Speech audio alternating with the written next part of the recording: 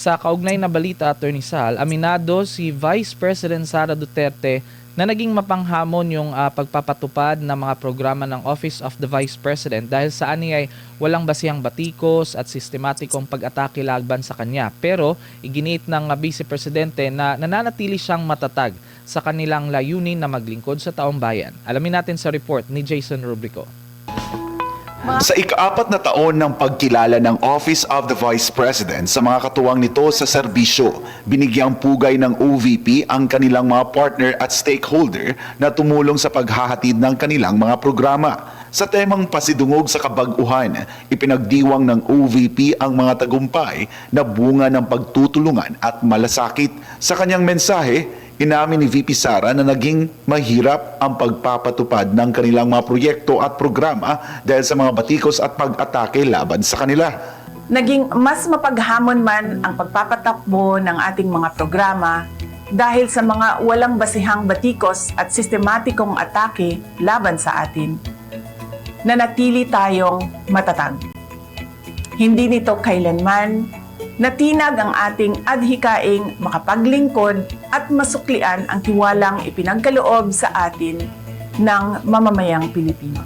Ayon kay VP Sara, naging posible ang pagpapatupad ng mga programa ng OVP dahil sa suporta ng iba't ibang stakeholder at partner. Kung kaya't, buong pusong pagpupugay ang aming ipinapaabot sa bawat ahensya ng gobyerno, pribadong kumpanya, organisasyong sibiko, lokal na pamahalaan, at mamamayang hindi napagod magmahal at magmalasakit sa ating bansa. Kayo ang tunay na lakas ng ating mga programa. Ibinida rin ni VP Sara ang mga naging tagumpay ng OVP sa mga nakalipas na taon, kabilang ang Medical at Burial Assistance Program, Libreng Sakay, Disaster Relief Efforts, Magnegosyo Taday Program, RISE Program, Kalusugan Food Trucks at Pagbabago Campaign. Giit ng Vice Presidente, sa kabila ng mga hamon ay mananatiling tapat ang OVP sa tungkulin nitong ilapit ang serbisyo ng pamahalaan sa mga Pilipino, lalo na sa mga nangangailangan. Sa kabila ng mga hamon, ng walang humpay na pamumulitika at ng mga paninira, nananatili tayong matapang at tapat sa ating misyon na ilapit ang serbisyo ng gobyerno sa bawat Pilipino, lalo na sa mga higit na nangangailangan. Sa huli, sinabi ni VP Sara na iisa lamang ang bayan at pinagmulan ng mga Pilipino, kaya nararapat itong protektahan. Kung kaya't karapatan nating magkaisa, manindigan at buong tapang na protektahan ito. Katungod nato nga maghiusa og mangisog para panalipdan kini. Mahalin natin ang Pilipinas ng totoo, ng walang pansariling interes at ng walang takot. Para sa Diyos at sa Pilipinas kong mahal, ako si Jason Rubrico, SMNI News. Ayan po, Attorney Sal, ano pong masasabi ninyo sa balitang yan? Well, we have to give it to her, to the Vice President, that she remains firm, she remains focused, she remains principled, despite all the gutter thrown at her, despite the systematic assault on her reputation, and despite the character assassination. She remains unresolved or she remains resolved to stand up and fight against all odds.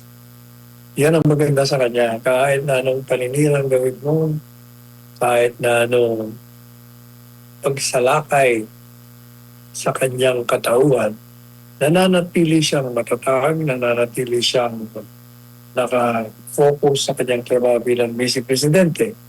At yan ay nakikita ng taong na.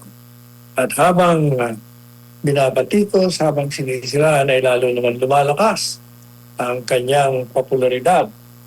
At bumabagsak naman ang rating ng administrasyon.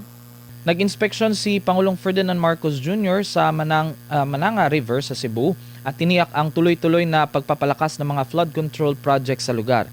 Inihayag din niya na nakapila na sa 2027 budget yung pagtatayo ng 70-meter dam bilang pangmatagalang solusyon sa pagbaha. Yan at iba pa sa balitang hatid ni Cresilyn Catarong. Tiniyak ni Pangulong Ferdinand Marcos Jr. ang pagpapatuloy ng rehabilitasyon at muling pagdidisenyo ng flood control system sa Mananga River. Layunin nitong maiwasan ang matinding pagbaha na naranasan ng mga komunidad sa Cebu sa mga nagdaang taon. Sa isinagawang inspeksyon sa Barangay San Isidro, Talisay City nitong Lunes, sinabi ng Pangulo na malaki na ang pinagbago ng lugar kumpara noong kasagsagan ng pagbaha, kung saan matagal humupa ang tubig at nagdulot ng malaking pinsala sa mga residente.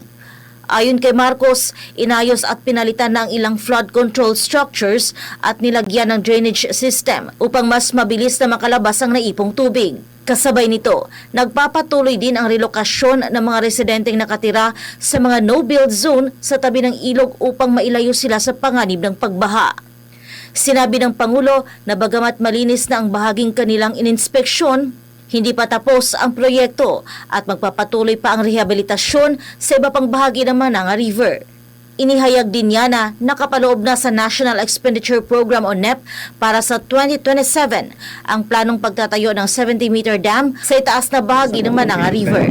Meron na tayong plano para maglagay ng dam sa taas. Dito sa Mananga River is a 70 meter dam.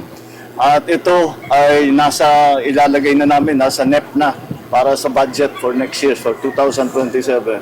Naka-budget na, titiyakin natin na hindi magagalaw yung budget na yung pagdaan sa budget process. Ayon sa Pangulo, mahalagang maisakatuparan ang proyekto dahil isa ang Mananga River sa 3 malalaking ilog sa Cebu na pinagmumula ng rumaragasang tubig tuwing may malalakas na pag-ulan at bagyo. And we will continue to come, we will continue to build, we will continue to repair. And may plano tayo para sa next year para doon na natin haharangin sa taas yung tubig para hindi na natin masyadong problemahin dito sa baba. Okay? Bukod sa flood control projects, sinuri rin ni Marcos ang nagpapatuloy na rehabilitasyon ng 4.55 km na Metro Cebu Pacific Segment 3A sa Naga City, Cebu. Kapag natapos ang proyekto, inaasahang mababawasan ang biyahe mula Barangay Pangdan mula 25 minuto ay magiging 10 minuto na lamang. Samantala, pinasinayaan din ni Marcos sa kaparehong araw ang 833.37 million pesos na Mabini Kayakay Small Reservoir Irrigation Project sa mga bayan ng Mabini at Alicia sa Bohol. Inaasahang magbibigay ang proyekto ng supply ng tubig sa mahigit 500 ektaryang sakahan at makikinabang dito ang mahigit 700 magsasaka. Para sa Diyos at sa Pilipinas kong mahal, ito si Cresilyn Catarong, SMNI News. Ayan, Attorney Sal, tiniyak ng administrasyon ni Pangulong Marcos Jr. na sapat yung maging budget para sa flood control sa susunod na taon, Attorney Sal. Ano pong masasabi ninyo dito? Nako, unang-una, matatanda mo sa kanyang solo nun, pinagmamalaki niya yung flood control projects. Yung pala puro mga ghost projects, puro pala pagnanakaw ang ginawa ng kanilang mga kalyado. At kung maniniwala ka sa tinutukoy ng mga resource persons, lalo na yan si Saldico, lumalabas siya ang nasa likod ng lahat ng mga anomalya. Kasama na ang kanyang mga matitinding may higpit na kalyado dyan sa Kongreso. Kaya yung lahat ng mga pinagsasabi niya ngayon, puro empty talks. Too late to hero ka. Noon pa dapat yung ginawa yan. At dahil hindi niyo nga ginawa, nagkaroon ng maraming trahedya sa ating bansa na nagbigay ng malaking suliranin, ang malaking dagok sa buhay ng mga Pilipino. Maraming nasalanta, maraming buhay ang nawala. Kaya ang presidente ng bansa bilang leader at tagapamahala ang dapat managot sa lahat ng kabiguan, sa lahat ng kapalpakan, sa lahat ng kawalangian, sa lahat ng pagnanakaw dito sa ating bansa. Ayan. Maraming salamat po, Attorney Sal. Sa iba pang issue, Mas mataas na kita at mas magandang oportunidad sa trabaho ang nananatiling pangunahing dahilan kung bakit maraming Pilipino ang naghahanap ng trabaho sa ibang bansa ayon sa magkahiwalay na pag-aaral ng Boston Consulting Group at Okta Research. Sa survey ng BCG sa mga OFW, 69% Attorney Sal yung nagsasabi na mas mataas na sahod yung pangunahing dahilan nila ng pag-abroad, habang 57% naman ang naghahanap ng mas magandang kalidad ng buhay. Lumalabas din na halos kalahati sa mga OFW ang pangunahing bumubuhay sa kanilang pamilya. Samantala sa survey naman na ginawa ng Okta, Attorney Sal, 57% ng mga Pilipino sa bansa ang nagsabing kinokonsidera nilang mangibang bansa. Kabilang sa mga dahilan ay yun nga, yung magandang oportunidad sa trabaho, mataas na sweldo at maayos na quality of life. Kasabay nito, tumaas yung unemployment rate sa 4.7% at underemployment sa 15.2% nitong Abril lang ng taong kasalukuyan. Ayon naman sa isang foundation, sa Ibon Foundation, hindi sapat yung mga kasalukuyang trabaho at sahod upang matugunan nga yung pangangailangan ng maraming pamilya. Tinatayang kailangan ng isang pamilyang may 5 miyembro ng 1,312 pesos kada araw para mamuhay ng desente. Mas mataas kaysa sa karaniwang minimum wage na nasa 510 pesos ngayon, Attorney Sal, bawat araw. Dahil dito, patuloy yung panawagan ng mga labor group para sa dagdag sahod upang makatulong sa pagharap sa tumataas na gastos ng pamumuhay. Ano po ang inyong komento dito, Attorney Sal?